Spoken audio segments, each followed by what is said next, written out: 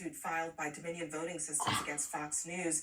In focus is a text sent by Tucker Carlson to one of his producers in the hours after January 6th, the Capitol attack. And in it, Carlson describes a fight that he saw on the streets of DC a few weeks prior. And it reads in part, a group of Trump guys surrounded an Antifa kid and started pounding the living shit out of him. It was 3 against 1, at least. Jumping a guy like that is dishonorable, obviously. It's not how white men fight. Yet, suddenly, I found myself rooting for the mob against the man, hoping they'd hit him harder, kill him. I really wanted them to hurt the kid. I could taste it. Then, somewhere deep in my brain, an alarm went off. This isn't good for me. The text was first reported by the New York Times, and joining me now at the table is Catherine Rampell of the Washington Post opinion columnist, Jason Osborne, a former Trump official and Ben Carson advisor, and Solomon Jones, host of a radio show and columnist with the Philadelphia Daily News. He's also author of 10 Lives, 10 Demands. So all of you, thank you. This text message is a little eyebrow raising, but if you watch Tucker Carlson's show, to me, it did not come as a huge surprise, but it seemed perhaps to be a surprise to Fox executives. Yeah, it wasn't a surprise to me. I think the thing that surprised me most is that Tucker Carlson didn't abide by the rule of thumb. If you don't want it on the cover of the New York Times, you don't put it in a text message, and well, here we are. So he does that, but it is right in line with everything that he said on his show, that immigrants make us dirty and poor, that there is a plot to replace white people with brown people, that somehow white nationalism was the core of what he said. And so, no, what he said was not a surprise. I'm surprised that he put it in a text message. Yeah, I mean, if you really look very closely at what he's saying here, just to be clear, he's saying that what is honorable is how white men fight. To me, that is pretty clearly a white supremacist sentiment. And I mean, at the end of the day, Tucker Carlson was kind of dressing this up in a bow on his show, but now it's in a text message. And I think a lot of people are raising some honest to God questions about whether this is even really the thing that did it. We don't really know.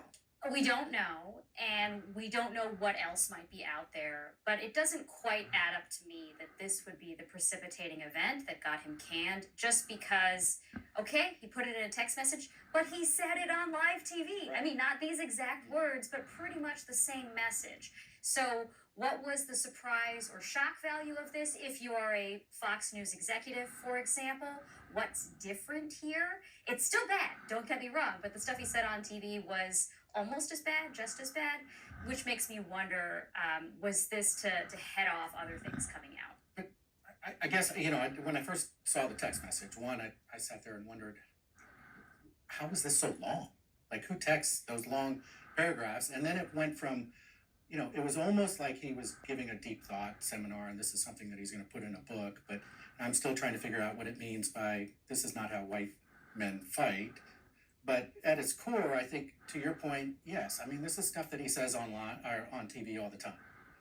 Is it the reason why he was fired? I don't think so. I think Fox News probably they realized they're under threat from multiple lawsuits. The Dominion lawsuit was just the start of it.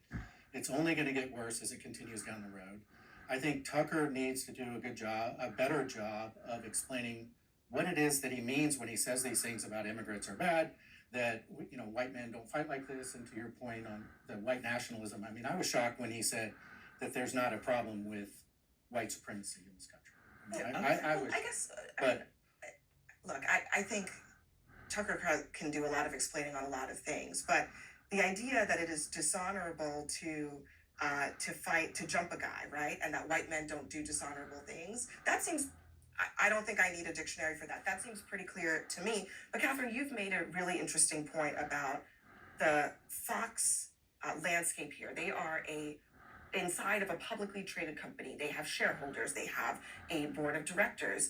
They have to do something to show that they're not just going to write this massive, almost $1 billion check and no heads roll. So maybe Tucker Carlson is the head that had to roll. I think Fox News is in a tricky position strategically. They are almost a victim of a strategy that they themselves pioneered, which is to cast the rest of the media as the establishment, the mainstream. They're the sole truth teller. They are, the only ones who are willing to give you the unvarnished, uncorrupted truth. Which sometimes veers on the side of conspiracy theorizing, right? If you're saying something that nobody else is saying, sometimes that's what that turns into. Since then, since they were founded in the 90s, they have become the incumbent. They have become the establishment. You look at their ratings, they have many more viewers than other cable networks. And so it's very hard for them to maintain that same positioning. Meanwhile, there have been a number of upstart media organizations that have copied the same strategy, basically out crazied the crazies, right? And you have OANN and Newsmax and some of these other outlets. And now, if you're Fox, do you embrace the fact that you're the establishment and the incumbent? Or do you try to out crazy the out craziers? In which case, that can lead to a lot of political liability, as we just saw. Yeah, I mean, we'll see how that turns out. It goes to that text message, though. The text message, to me, is delusional, right? It's not how white men fight. So that is a delusion, because if you look at what happened in Rosewood, if you look at what happened in Tulsa, if you look at what happened on January 6th, if you look at the lynching of Emmett Till, if you look at all of these incidents that have happened where there's been mob violence at the hands of white men, it's a mass delusion that this is not how white men fight. And so everything that Tucker Carlson has done has been based in this hate. If you look later on in that message, he talks about how he would hate this Antifa guy if he knew him. He talks about how he hated Donald Trump passionately, and I think that's what made him the lead person on Fox News, was that everybody understood that what he was doing was grounded in hate. Yeah, I think just one quick point. I can't believe I'm having to defend Tucker on this, but the last half of that text message, where he actually acknowledged the fact that he, by having these feelings, then he is becoming one of those people that he hates, that he abhors, right? So at least there's a recognition there on his behalf that he shouldn't be having those thoughts, which clearly he should. I think he catches himself midstream. I'm writing this and now I have to correct it because maybe it will be on the front page. Clearly he's out that way. At that point, he just deletes the text message. It's going to his producer, so it's not. I wouldn't take it that far. In the point, look, the words that he said were wrong. There's no question. The fact that he thought that was wrong.